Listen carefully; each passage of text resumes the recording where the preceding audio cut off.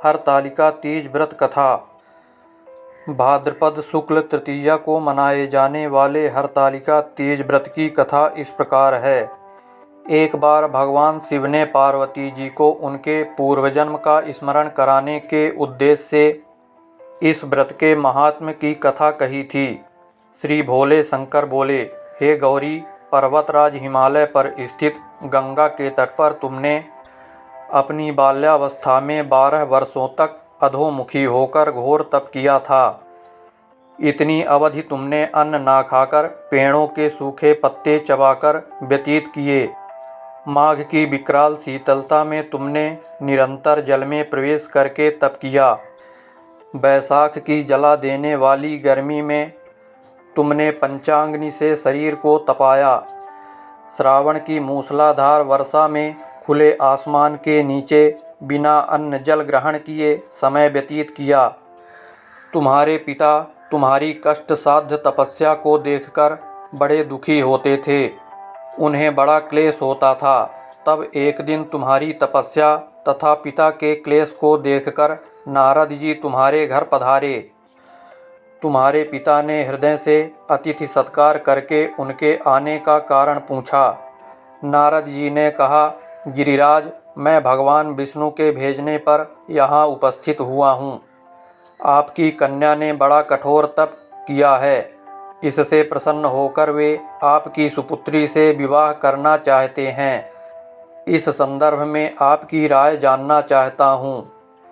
नारद जी की बात सुनकर गिरिराज गदगद हो उठे। उनके तो जैसे सारे क्लेश ही दूर हो गए।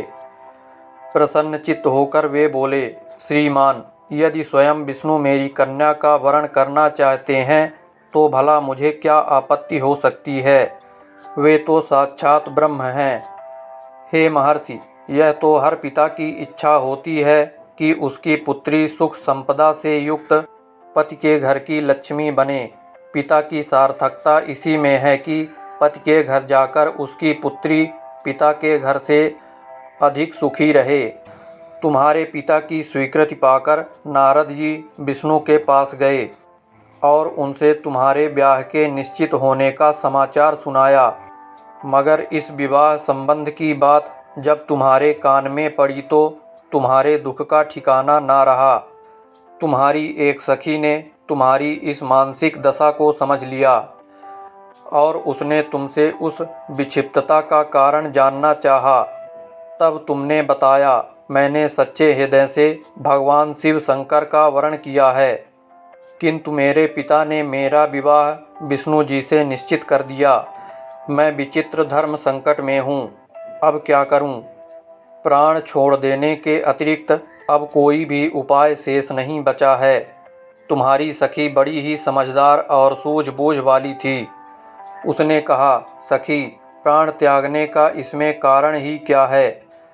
संकट के मौके पर धैर्य से काम लेना चाहिए।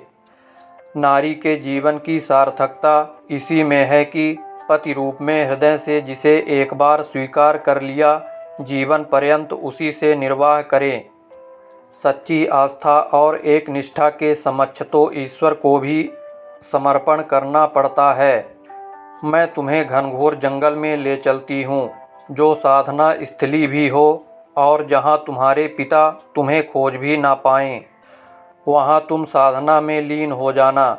मुझे विश्वास है कि ईश्वर अवश्य ही तुम्हारी सहायता करेंगे। तुमने ऐसा ही किया। तुम्हारे पिता तुम्हें घर पर ना पाकर बड़े दुखी तथा चिंतित हुए। वे सोचने लगे कि तुम जाने कहाँ चली गई। मैं विष्णु जी से उसका विवाह करने का प्रण कर चुका हूँ। यदि भगवान विष्णु बारात लेकर आ गए और कन्या घर पर ना हुई तो बड़ा अपमान होगा। मैं तो कहीं मुंह दिखाने के योग्य भी नहीं रहूँगा। यही सब सोचकर गिरिराज ने जोर शोर से तुम्हारी खोज शुरू करवा दी। इधर तुम्हारी खोज होती रही और उधर तुम अपनी सखी के साथ नदी के तट पर एक गुफा में मेरी आराधना में लीन थी। भाद्रपद शुक्ल तृतीया को हस्त नक्षत्र था। उस दिन तुमने रेत के शिवलिंग का निर्माण करके व्रत किया। रात भर मेरी स्तुति के गीत गाकर जागी।